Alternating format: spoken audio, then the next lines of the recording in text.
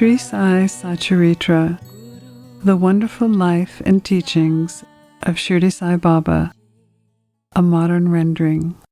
Chapter 13, Baba's Cures. Baba's words were always concise, deep, efficient, well-balanced, and full of meaning. He was ever content and never cared for anything. He said, "Though I have become a fakir, have no house or wife, have left all cares and stayed in one place, the inevitable Maya teases me often. Even if I forget myself, I cannot forget her. She always envelopes me. If this Maya of the Lord teases even Brahma, then what to speak of a poor fakir like me? Those who take refuge in the Lord will be freed from her clutches with His grace." Baba spoke about the power of Maya in such terms. Lord Sri Krishna said to Uddhava in the Bhagavad Gita that the saints are his living forms. For the welfare of his devotee, Baba said the following: "Those who are fortunate and whose merits have vanished, take to my worship. If you always say, 'Sai, Sai,' I shall take you over the 7 seas. Believe in these words and you will certainly benefit. I do not need any other worship, either 8-fold or 16-fold. I reside where there is total devotion." Now read what Baba, the friend of those who surrender to him, did for their welfare. Baba cures a desperate man. In 1909, Bhimaji Patel suffered from a severe and chronic chest disease, which ultimately developed into tuberculosis. He tried all sorts of remedies, but to no effect. Losing all hope, he prayed to God, "O Lord Narayana, help me now." It is a well-known fact that when our circumstances are good, we do not remember God. But when calamities and adversities overtake us, we are reminded of Him. So Bhimaji finally turned to God. It occurred to him that he should consult Nana Sahib, a great devotee of Baba. So he wrote a letter to him giving all the details of his malady and asked for his opinion. In reply, Nana Sahib wrote to him that there was only one remedy left, and that was to seek the help of Baba's feet. Relying on Nana Sahib's advice, he made preparations to go to Shirdi. He was brought there, taken to the masjid and placed before Baba. Nana Sahib and Shama were present. Baba pointed out that the disease was due to previous bad karma, and he was not inclined to interfere. But the patient cried out in despair that he was helpless and sought refuge in him, as he was his last hope, and prayed for mercy. Then Baba's heart melted. "Stay, cast your anxiety. Your sufferings have come to an end. However oppressed and troubled one may be, as soon as he steps into the masjid, he's on the pathway to happiness. The fakir here is very kind. He will cure the disease and protect all with love and kindness." The patient had been vomiting blood every 5 minutes, but now there was no vomiting in Baba's presence. From the time that Baba uttered the words of hope and mercy, the malady took a favorable turn. Baba asked him to stay in Bhimabai's house, which was not a convenient or healthy place, but Baba's order had to be obeyed. While he was staying there, Baba cured him through 2 dreams. In the first dream, he saw himself as a boy suffering the severe pain of a flogging, which he received for not reciting his Baba poetry lesson before his classmaster. In the second dream, someone caused him intense pain and torture by rolling a stone up and down over his chest. In this way, through the pain suffered in dream, his cure was complete and he went home.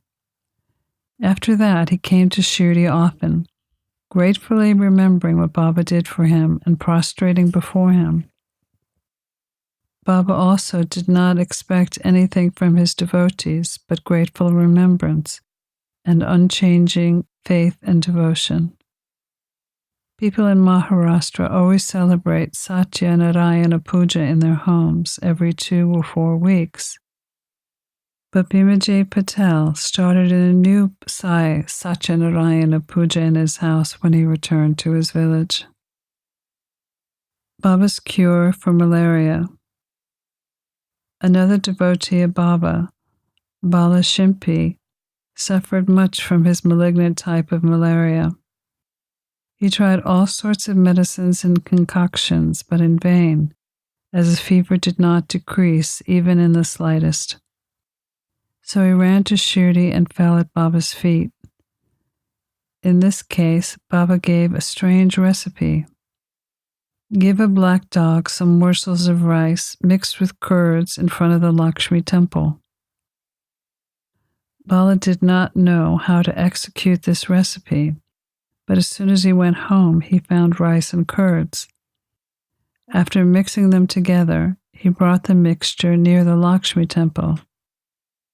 There he found a black dog waving its tail. He placed the curds and rice before the dog. The dog ate it, and strangely, Bala became healed of his malaria. Baba's recipe for cholera. Bapu Saheb Bhuti once suffered from dysentery and vomiting.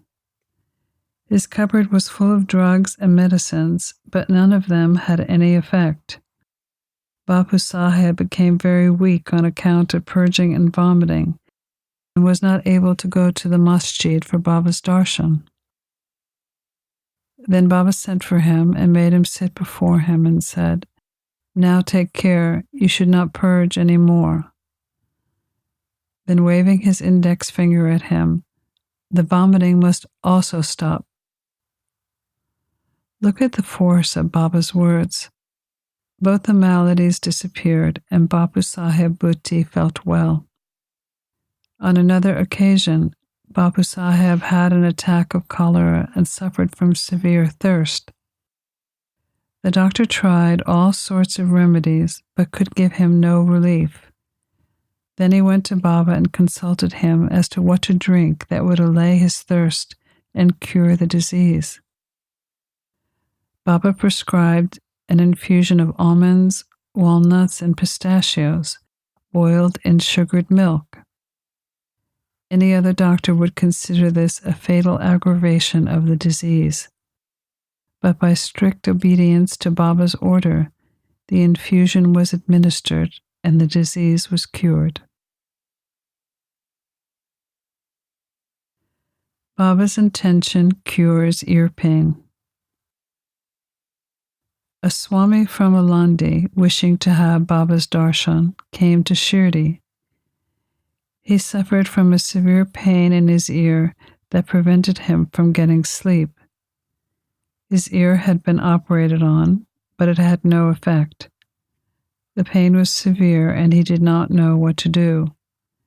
As he was leaving Shirdi, he came to take Baba's leave. When Shama requested Baba do something for the pain in the Swami's ear, Baba comforted him, saying, "God will do good."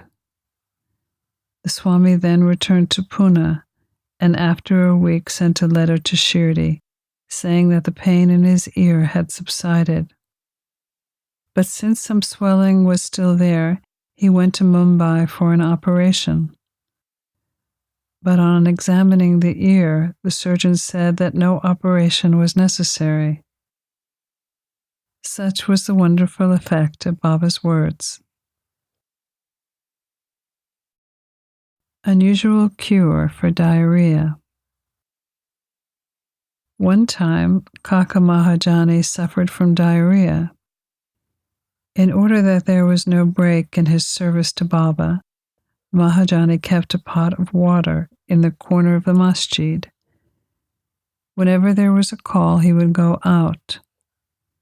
As Baba knew everything, Mahajani did not inform him of the disease, thinking that Baba would cure it soon on his own. Baba gave permission for the construction of the pavement in front of the masjid, but when the actual work began, Baba got wild and shouted loudly. Everybody ran away.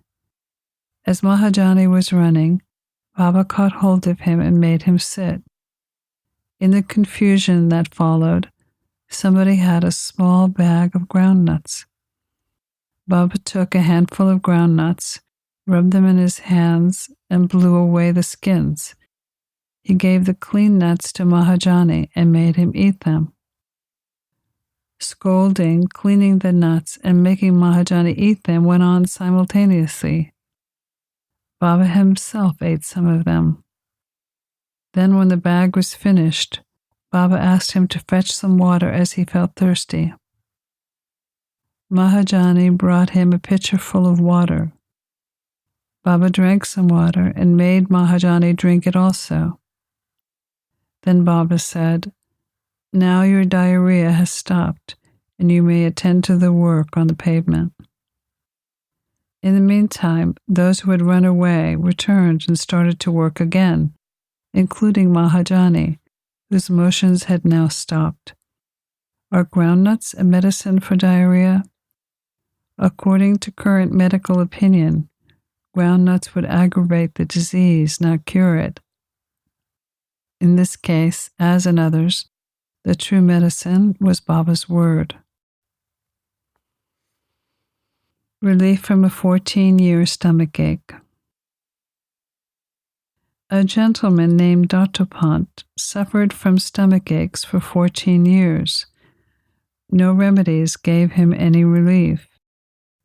Then, upon hearing of Baba's fame and his ability to cure disease by sight, he ran to Shirdi and fell at Baba's feet. Baba looked at him kindly and gave him blessings. When Baba placed his hand on his head, he received Baba's Udian blessing. He felt relief. There was no further trouble with the malady. Additional miracle cures. At the end of this chapter, 3 cures are cited. Shama suffered from hemorrhoids. Baba gave him a decoction of cenopods. This relieved him. Then, after 2 years, the trouble returned, and Shama took the same medicine without consulting Baba. The result was that the disease became aggravated.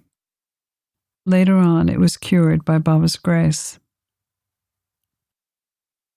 Kaka Mahajani's elder brother had suffered from stomach pain for many years. Hearing Baba's fame, he came to Shirdi and requested Baba to cure him. Baba touched his belly and said, "God will cure." From that time, there was no stomach pain and he was completely cured. Nana Sahib also suffered from intense stomach pain. He was restless day and night. Doctors administered syringes, which produced no effect. Then he approached Baba, who told him to eat sweetmeat mixed with ghee. This recipe gave him complete relief.